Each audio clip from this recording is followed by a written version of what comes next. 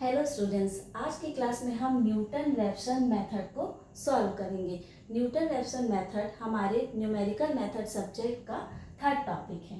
ठीक है, इसके पहले की क्लास में हमने एक तो बाइसेक्शन मेथड सॉल्व किया था। कौन सा मेथड सॉल्व किया था? Bisection method. और सेकेंड हमने सॉल्व किया था रेगुलर फाल्सी मेथड। कौन सा मेथड सॉल्व किया था? Regular falsi method. तो आज हम क्या देख रहे हैं यहाँ पे? न्यूटन रैप्सन मेथड के क्वेश्चन को कैसे सॉल्व करेंगे। अब न्यूटन रैप्सन मेथड का क्वेश्चन कैसे दिया हुआ है? Find the root by Newton Raphson method. मतलब इसमें भी हमें क्या फाइंड करना है? रूट फाइंड करना है। किसके थ्रू फाइंड करना है? न्यूटन रैप्सन मेथड के द्वारा, न्यूटन रैप्सन मेथड की हेल्प से। ऑफ इक्वेशन, कौन से इक्वेशन पर फाइंड करना है हमें? X cube minus 3x plus 1।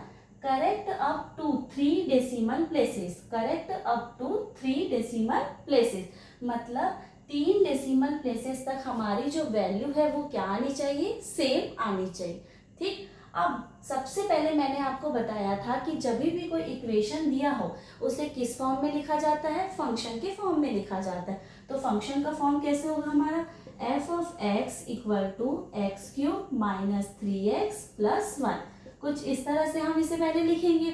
अब इसके पहले की क्लास में हमने देखा था कि जब भी फंक्शन के फॉर्म में लिखते हैं उसके बाद हमें क्या असाइन करना होता है? कौन सी वैल्यू पुट करनी होती है? एक्स की वैल्यू पुट करनी होती है। ठीक है, अब ये एक्स की वैल्यू क्यों पुट करते हैं हम? एक नेगेटिव और एक पॉजिटिव चेक करने के लिए कि अगर हम कोई वैल्यू रख रहे हैं तो इस इक्वेशन में कौन सी वैल्यू पे नेगेटिव आ रहा है और कौन सी वैल्यू पे पॉजिटिव आ रहा है। ठीक है, अब हमारा होगा एफ ऑफ, यहाँ पे x इज इक्वल टू हम क्या रख देंगे? 0 पुट करके देखेंगे कि 0 पुट करें तो हमारी वैल्यू क्या आ रही है। तो f of 0 equal to 0 cube minus 3 into 0 plus 1। कुछ इस तरह से हमारा ये सॉल्व होगा। तो 0 माइनस 0 प्लस 1, इसका आंसर क्या आएगा? प्लस 1, जो कि किस टाइप का है हमारा आंसर? पॉजिटिव। ठीक है, अब यहाँ पे हमारी जब हमने x की वैल्यू 0 पुट की तो हमारा जो आंसर आया, हमारा जो फंक्शन की वैल्यू आई वो कैसी आई? पॉजिटिव वैल्यू आई। फिर हम क्या देखेंगे? x is equal to 1 put करके। क्या पुट करके? x is equal to 1 put करके। अब यहाँ पे क्या हो जाएगा? f of 1 equal to 1 cube minus 3 into 1 plus 1। ठीक है, 1 माइनस 3 प्लस 1, कुछ इस तरह से होगा। 1 प्लस 1 कितना होगा? 2 माइनस 3। 3 में से 2 क्या कितना बचेगा? माइनस 1। तो यहाँ पे जो हमारी वैल्यू आई है वो किस टाइप की आई है? नेगेटिव आई है। तो हमें देखिए x की वैल्यू जब हमने 0 रखा तो क्या वैल्यू आई? पॉजिटिव वैल्यू आई। जब हमने x की वैल्यू 1 रखा तो हमारे जो फंक्शन की वैल्यू आई है वो किस तरह की आई है? माइनस 1। तो हमें मिल गया एक माइनस और एक प्लस, मतलब पॉजिटिव और नेगेटिव मिल गया। यहाँ पे पॉजिटिव और नेगेटिव। अब हमारे आगे के क्वेश्चन को हम कैसे सॉल्व करेंगे? तो यहाँ पे हम देखते हैं कि जो हमारा रूट है वो किनके बीच में लाया करेगा? 0 एंड 1 के बीच में लाया करेगा। किसके बीच में लाया करेगा? 0 एंड 1 के बीच में। तो हम कुछ इस तरह से लिख सकते हैं, a root lies between 0 and 1। ठीक है, 0 एंड 1 के बीच में हमारी वैल्यू, हमारा जो आगे का रूट है वो होगा, फाइंड करेंगे जिसे हम। अब यहाँ पे सारे क्वेश्चन में हम क्या कर रहे थे? 0 एंड 1, मतलब बाइसेक्शन और रेगुलर फाल्सी मेथड में हम 0 एंड 1 को दोनों को वहां पे ले रहे थे। लेकिन यहाँ पे हमको क्या फाइंड करना है? 0 एंड 1 के बीच की वैल्यू को फाइंड करना है। तो यहाँ पे देखिए जब हमने 0 पुट किया तो हमारी वैल्यू कैसी आई? पॉजिटिव आई। जब हमने 1 पुट किया तो यहाँ पे हमारी वैल्यू कैसी आई? माइनस 1 आई। ठीक है, इस तरह से आई। तो सबसे पहले यहाँ पे देखिए a इज इक्वल टू कितना हो जाएगा? 0, b इज इक्वल टू कितना हो जाएगा? 1। ठीक है, अब हमारा फॉर्मूला क्या कहता है? न्यूटन रैप्सन का जो फॉर्मूला है वो हमारा क्या कहता है कि सबसे पहले हमें x नॉट की जरूरत है। किसकी जरूरत है? x नॉट की। ठीक, अब x नॉट वैल्यू हम कैसे फाइंड करेंगे? x नॉट वैल्यू फाइंड करने के लिए हमें क्या करना होता है? x not equal to 1/2 a plus b. क्या करना पड़ता है? 1/2 a प्लस बी। तो 1/2 a प्लस बी हमारा क्या हो जाएगा यहाँ पे? 0 + 1। ठीक है, 1/2 0 + 1 कितना होता है? 1 होता है। तो यहाँ पे 1/2 का जो आंसर आएगा वो क्या आएगा? 0.5। तो यहाँ पे x0 की जो वैल्यू है हमें क्या मिलेगी? 0.5 मिलेगी। ठीक है, देखिए एक बार मैं स्टार्टिंग से आपको बताती हूँ। सबसे पहले हमें क्या लिखना है? यहाँ पे इक्वेशन लिखना है। इक्वेशन कैसा दिया हुआ है हमारा? x³ - 3x + 1 कुछ इस तरह का दिया। इसमें हमें एक नेगेटिव और एक पॉजिटिव वैल्यू को चेक करना है। ठीक है, अब सबसे स्टार्टिंग हम क्या लेते हैं? यहाँ पे x की वैल्यू 0 लेते हैं। जब हमने 0 लिया तो कैसी वैल्यू आई? पॉजिटिव वैल्यू आई।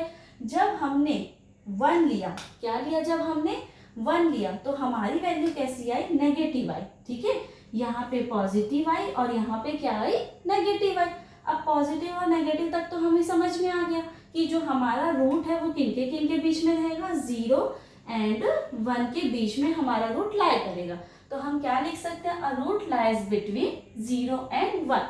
ठीक है, अब जो हमारा ये न्यूटन-रैप्सन मेथड है, इसका फॉर्मूला कहता है कि हमें सबसे पहले किसकी जरूरत है?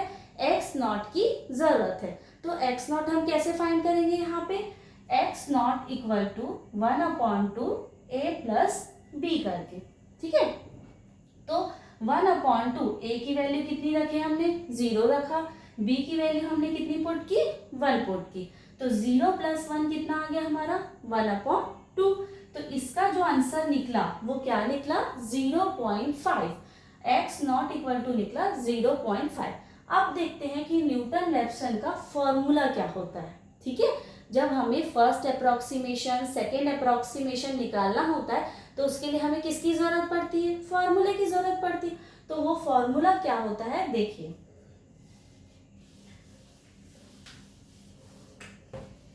न्यूटन-रैप्सन का फॉर्मूला होता है हमारा xn + 1 = xn - f(xn) / f'(xn). ठीक है, कुछ इस तरह का हमारा ये फॉर्मूला होता है। अब इस तरह के फॉर्मूले में हमें क्या निकालना है? सबसे पहले फर्स्ट अप्रोक्सीमेशन निकालना है। तो first approximation to the root is, निकालने के लिए हमें जो n की वैल्यू है उसे क्या लेना पड़ता है? स्टार्टिंग में 0। पहले 0 से स्टार्ट करते हैं, फिर 1, फिर 2, फिर 3। तो यहाँ पे जो n की वैल्यू है वो क्या आ जाएगी? 0 आ जाएगी। तो ये जो हमारा फॉर्मूला है किस तरह से बन जाएगा? आप देखिए, x0 + 1 = x0 - f(x0) / f'(x0). कुछ इस तरह का हमारा फॉर्मूला बनेगा। अब आप लोगों को समझ में आया कि x0 क्यों निकाला गया? क्योंकि हमें x0 की वैल्यू नहीं पता थी कि हम 0 को लें कि 1 को लें। तो 0 और 1 का जो कंफ्यूजन है उसे दूर करने के लिए हम क्या लगाते हैं? ये वाला फॉर्मूला लगाते हैं। ये फॉर्मूला लगाने के बाद हमें जो आंसर मिला वो क्या मिला? 0.5। तो अब इस फॉर्मूले में इजी वे में हम क्या रख सकते हैं? 0.5 रख सकते हैं। तो यहाँ पे देखिए,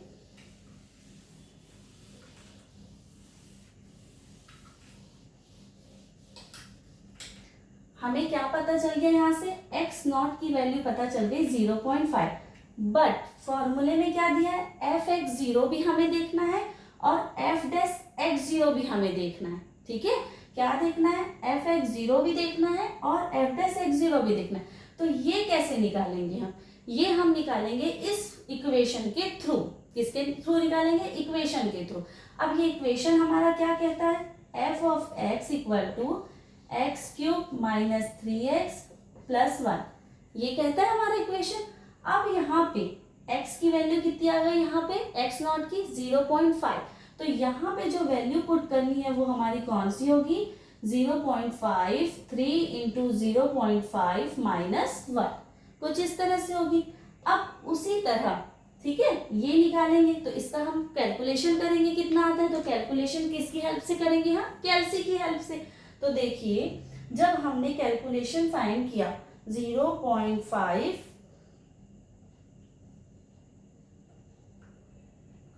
cube minus 3 into 0.5 minus +1, sorry है ना, क्या है +1 का जो आंसर आया हमारा वो क्या आया -0.375, कुछ इस तरह का आंसर हमारा आया।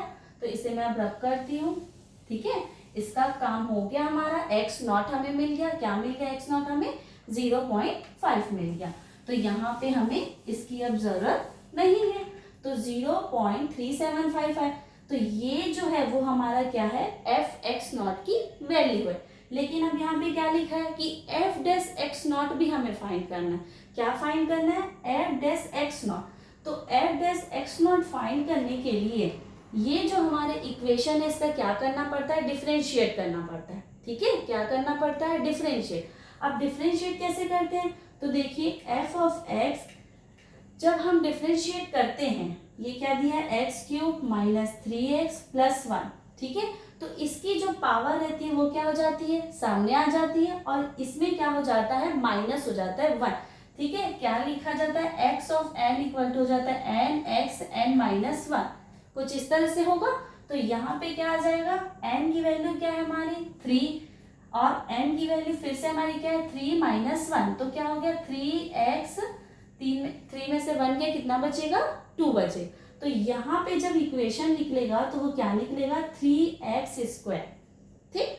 अब यहाँ पे 3x को जब हम डिफरेंशिएट करते हैं तो उसका भी डिफरेंशिएट कुछ इस तरह से होगा। तो इसका जब डिफरेंशिएट हम करते हैं तो ये जो कांस्टेंट वैल्यू है क्या हो जाती है, कांस्टेंट वैल्यू हमारा आंसर आ जाता है। इसे आप करके देख सकते हैं।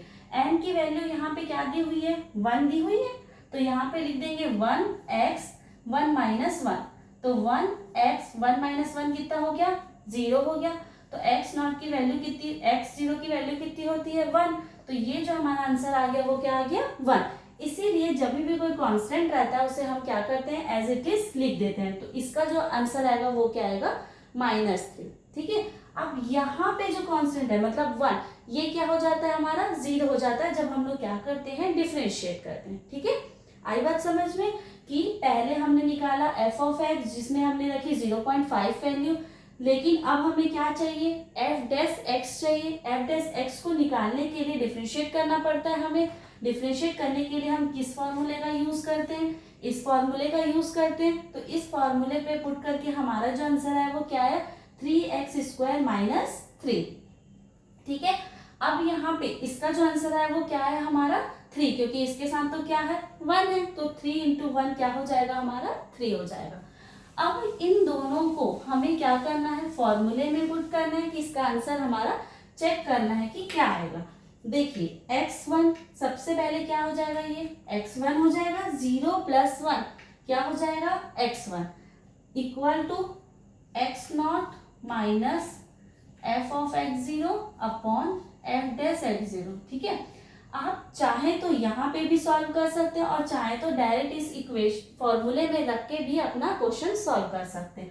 तो सबसे पहले x0 की वैल्यू हमारी क्या है 0.5, क्या है 0.5। फिर f(x0) की वैल्यू क्या आई थी आपकी माइनस, तो हम चाहे तो यहाँ पे पहले f(x0) का इक्वेशन पुट कर सकते हैं, या चाहे तो हम क्या कर सकते हैं इसे कर सकते हैं, ठीक है। तो इक्वेशन क्या है हमारा x3 माइनस 3x प्लस 1, इसका इक्वेशन हमारा क्या है 3x² माइनस 3, कुछ इस तरह का है। अब इसे सॉल्व करने के लिए 0.5 माइनस इसमें 0.5 क्यूब माइनस 3 इंटू 0.5 प्लस 1, ठीक है, अपॉन क्या हो जाएगा 3 इंटू 0.5 स्क्वायर माइनस क्या हो जाएगा 3। तो इसे जब हमने सॉल्व किया था ऊपर वाला तो क्या आया था हमारा -0.37, ठीक है। तो यहाँ पे हम लिख सकते हैं -0.375। अब इसे हम सॉल्व करके देख सकते हैं। तो इसे जब हम सॉल्व करेंगे 3 इंटू 0.5 का क्या लिखना है हमें स्क्वायर माइनस 3। ठीक है, इसका जो आंसर आया हमारा आया -2.25। क्या आया आंसर? -2.25। अब माइनस माइनस क्या हो गए? कैंसल हो गए, प्लस हो गए यहाँ पे। तो ये हो गया 0.5 माइनस 0.375 अपॉन 2.25। ठीक है, अब इसमें से इसको क्या करेंगे? हम डिवाइड करेंगे। तो डिवाइड करने के लिए क्या हमारा 0.375 डिवाइडेड बाय 2.25। अब हमारा जो आंसर आया वो क्या आया? 0.5 माइनस 0.1666। इस तरह का हमारा आंसर आया। ठीक है, अब यहाँ पे 1 2 3 4 डेसिमल प्लेसेस तक भी ले सकते हैं, हम 5 तक भी ले सकते हैं। और चेक हमें कहाँ तक करना है? 3 डेसिमल प्लेसेस तक। तो कम से कम एटलीस्ट हमें 4 डेसिमल प्लेसेस तक वैल्यू को लेना ही पड़ेगा। ठीक है, अब देखिए 0.5 में से माइनस करना है 0.1666। इसे जब हमने माइनस किया तो हमारा आंसर जो आया 0.3334। ठीक है, क्या आंसर आया हमारा? 0.3334। अब यहाँ पे हम अप्रॉक्स वैल्यू भी ले सकते थे। जैसे 166 दिया है तो 16 यहाँ पे क्या हो जा रहा है?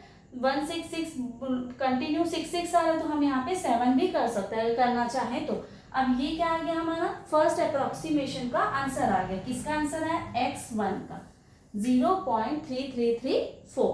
ठीक है, वैसे ही जैसे हमने फर्स्ट अप्रोक्सीमेशन निकाला, हमें सेम क्या करना है? सेकेंड अप्रोक्सीमेशन फाइंड करना है। तो सेकेंड अप्रोक्सीमेशन फाइंड करने के लिए देखिए जो हमारी वैल्यू होगी कैसी होगी?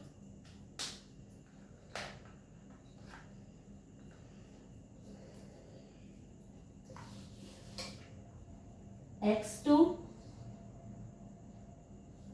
xn+1 equal to xn minus f of xn upon f dash xn, ये होगी। लास्ट टाइम हमने n की वैल्यू क्या पुट की थी? 0 पुट की थी। अब यहाँ पे n की वैल्यू क्या पुट करेंगे? हम 1 पुट करेंगे। तो फॉर्मूला कैसे बन जाएगा? 1 + 1 और 1 minus f of x1 upon f dash x1, कुछ इस तरह का हमारा फॉर्मूला बनेगा। ठीक, अब x1 की वैल्यू तो हमें पता है कि क्या होगी, तो ये क्या बन गया? x2 x1 f of x1 upon f dash x1। ठीक है, तो ये हमारा जो निकलेगा क्या निकलेगा? Second approximation to the root is, क्या निकलेगा? सेकेंड अप्रोक्सीमेशन निकलेगा। ठीक है, अब सेकेंड अप्रोक्सीमेशन निकालने के लिए यहाँ x2 दिया हुआ है, x1 की वैल्यू कितनी आई हमारी? 0.3334, इतनी वैल्यू आई है। माइनस f ऑफ x1 निकालना है हमें, तो हमें क्या करना पड़ेगा? ये फॉर्मूला पुट करना पड़ेगा। तो देखिए फॉर्मूले में क्या रखेंगे? x3, मतलब 0.334 cube minus 3 into 0.3334 plus 1 upon हो जाएगा 3x²। तो 3 इंटू 0.334 0.3334 है ना, 3 बार 3 है,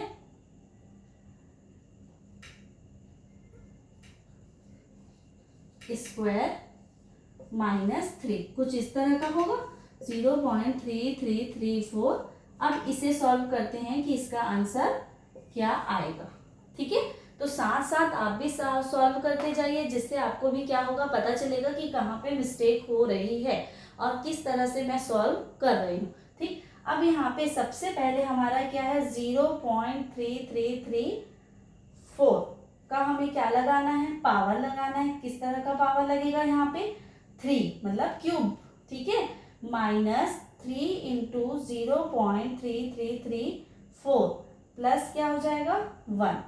तो जो हमारा आंसर आया वो आया है 0.03685 अपॉन, क्लियर, इतना हमारा आंसर आया। ठीक है, क्यूब लेना है, -3 का इंटू करना है, प्लस क्या हो जाएगा? 1 करना है, अपॉन अब ये वाला क्वेश्चन सॉल्व करना है। इक्वेशन 3 इंटू 0.3334, इसका क्या करना है हमें? स्क्वायर, फिर है -3,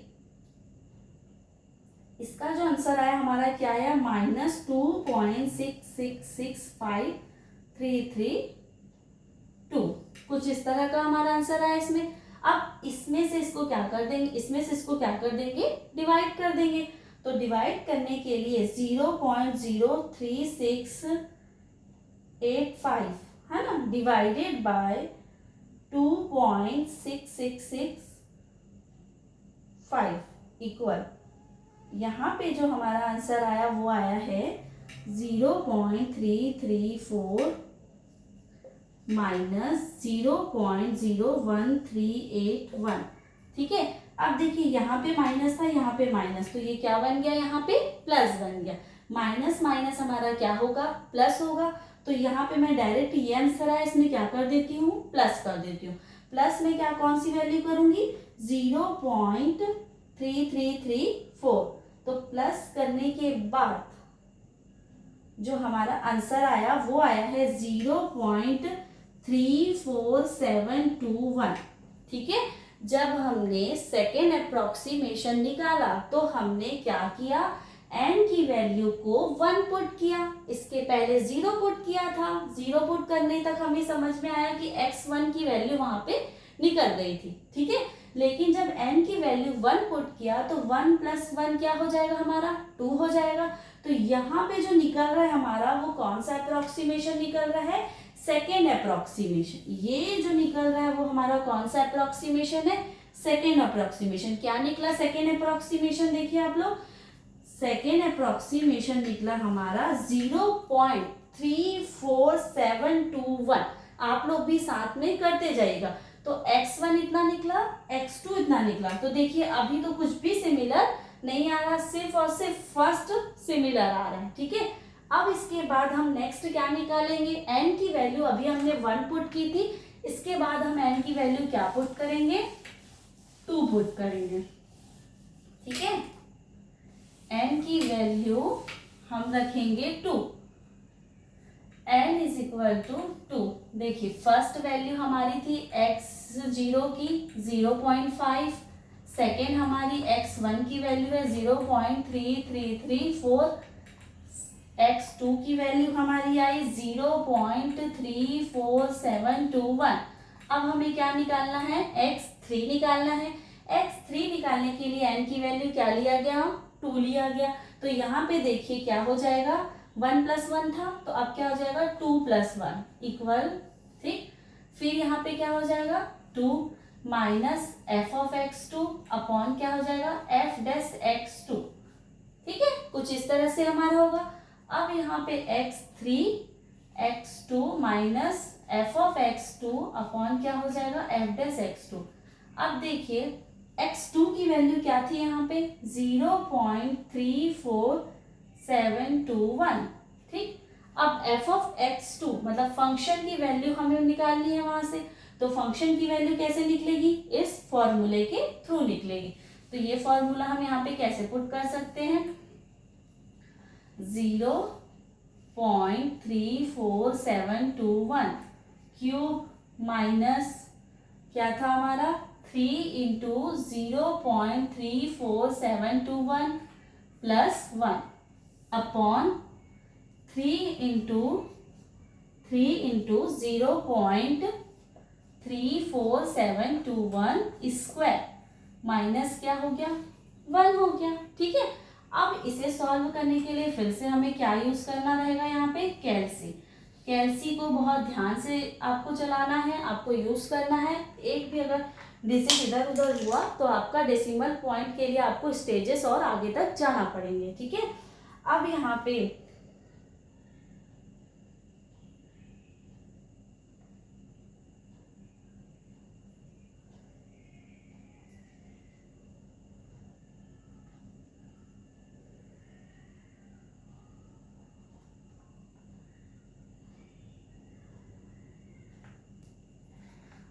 पे हम सॉल्व करते हैं। 0.34721 का हमें क्या लगाना है, क्यूब। ठीक है, तो क्यूब लगाने के लिए क्यूब माइनस 3 × 0.34721 प्लस क्या हो जाएगा 1 इसका जो हमारा आंसर आया वो आया है -0.0002278, कुछ इस तरह का हमारा आंसर आया। ठीक है, उसके बाद फिर ये करेंगे हम 3 × 0.34721 स्क्वायर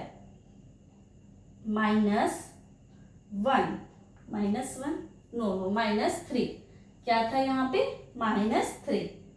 ठीक, अब इसका जो आंसर आया वो हमारा क्या आया है -2.6383335। तो यहाँ पे भी देखिए हमारा जो आंसर आया वो कैसा आया है, माइनस आया है। तो माइनस और माइनस यहाँ पे क्या हो जाएगा स्टूडेंट्स, प्लस हो जाएगा। ठीक है, 0.34721 प्लस। अब इसे हम डिवाइड करेंगे तो कितना आंसर आ रहा है हमें देखना है। ठीक, 263833 है ना। अब देखिए 0.0002 डिवाइडेड बाय 2.6383335 इक्वल हमारा जो आंसर आया 0.0008 आया है। ठीक है, उसको इससे मैं डायरेक्ट प्लस कर देती हूँ। तो प्लस हमारा हुआ 0.34721। तो हमारा जो आंसर आया वो क्या आया 0.34729। तो देखिए हमारा जो थर्ड अप्रोक्सीमेशन निकला वो क्या निकला 0.34729। 0.34729। हमें क्या चेक करना था कि हमारे आंसर का डेसिमल प्लेसेस के बाद जो 3 रहेगा, 3 डेसिमल प्लेसेस तक जो रहेगा आंसर वो क्या आना चाहिए, सेम आना चाहिए। वैल्यू जो होनी चाहिए वो सेम होनी चाहिए। तो देखिए 3 भी सेम है, 4 भी सेम है और 7 भी सेम है। मतलब हमें इसे आगे का अप्रोक्सीमेशन निकालने की जरूरत नहीं है। तो हमें कहाँ पे स्टॉप कर देना है, इसे x3 में ही स्टॉप कर देना है। न्यूटन रैप्सन मेथड में जो स्टेजेस हो जाती है ना वो कम हो जाती है, इसीलिए इसे सबसे अभी तक का इजी मेथड कहा गया। अभी हमने बाइसेक्शन और रेगुलर सॉल्व किया था, उसमें हमें x8 तक x7 तक भी हमें जाना पड़ा था। लेकिन यहाँ पे देखिए x3 में ही जो हमारी वैल्यू है वो हमको मिल गई। तो हम क्या लिख सकते हैं यहाँ पे, हैंस द रूट इज, मतलब जो हमारा रूट निकला वो यहाँ पे क्या निकला, हैंस द रूट इज क्या निकला 0.347। ठीक है, 0.347 भी हमारा सेम है, मतलब 4 डेसिमल प्लेसेस तक जो हमारी वैल्यू है वो क्या आ गई है, सेम आ गई है। यही है हमारा आज का न्यूटन रैप्सन मेथड। ठीक है, तो आप लोग भी इसे सॉल्व करके देखिए, आप लोग भी प्रैक्टिस करिए, साथ साथ में मेरे साथ इसको सॉल्व करिए, तो आपको और अच्छे से ये क्वेश्चन समझ में आएंगे। तो अभी तक हमने कौन कौन से मेथड पढ़े, bisection method, regular falsi method और Newton Raphson method. Newton Raphson method का अभी नॉर्मल इक्वेशन वाला क्वेश्चन सॉल्व किया हमने। इसके बाद हम दूसरे टाइप का भी एक क्वेश्चन सॉल्व करके देखेंगे कि उसे हम इसकी फॉर्मूला की हेल्प से कैसे सॉल्व कर सकते हैं। ठीक है, तब तक आप लोग प्रैक्टिस करें। Okay, thank you.